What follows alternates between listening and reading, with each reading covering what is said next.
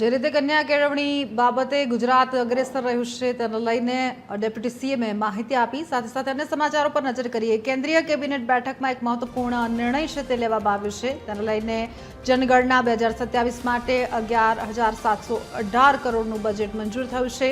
વસ્તી ગણતરી 2027 દેશની પ્રથમ ડિજિટલ ગણતરી હશે. ડેટા સુરક્ષા માટે ખાસ ડિજિટલ ડિઝાઇન તૈયાર કરાઈ. ડિજિટલ વસ્તી ગણતરી માટે ખાસ મોબાઈલ એપ્લિકેશન પણ હશે.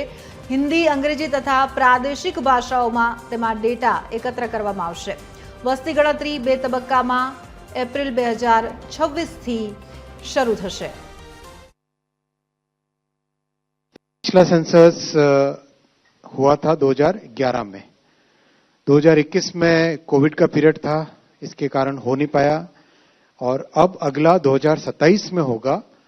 और विश्व में भारत का census it's considered as the largest administrative and statistical exercise in the entire world. इतना मैसिव एक्सरसाइज है ये. इसके लिए पूरी तैयारी की गई है. बहुत वेल प्लान्ड तरीके से इसको किया जाएगा and lot of digital technologies will be used in census this time.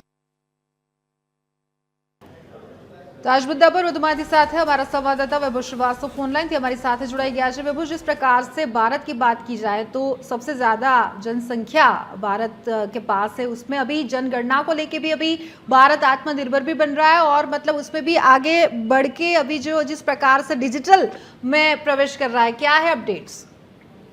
बिल्कुल बंसी, देखिए आज सीसीएस के कैबिनेट की बैठक हुई थी, उसके सीटी की बैठक भी हुई थी जिसमें प्रधानमंत्री मोदी ने खुद जो है कई चीजों को लेके विस्तार से ब्रीफिंग की थी. पहली चीज तो अगर देखा जाए तो एआई को लेके और साथ ही साथ जनगणना को लेके और कई ऐसी चीजें हैं जिसपे जो है इन सब चीजों को लेके चर्चा की गई. उसी को लेके रेल मंत्री अश्विनी वैष्णव ने एक ब्रीफिंग की थी जिसपे साफ तौर से कहा गया कि जनगणना 2027 पहले डिजिटल जनगणना होगी और ये 2 फेज में किया जाएगा. पहला फेज जो है अप्रैल से सितंबर यानी अप्रैल से सितंबर 2026 तक हाउसिंग लिस्ट और हाउसिंग जनगणना होगी और दूसरा फेज में जो है फरवरी 2027 में जनगणना की गिनती होगी. साथ ही साथ अगर देखा जाए तो कैबिनेट की तरफ से इसकी मंजूरी भी मिली है.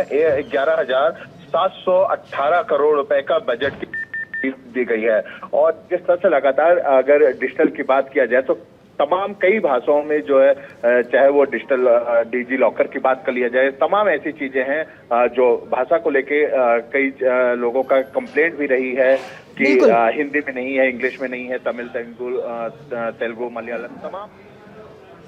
जी धन्यवाद वैभव पूरी जानकारी के लिए. तो જે રીતે જનગણનાને લઈને 2027 માટે ખાસ આ મહત્વપૂર્ણ પગલું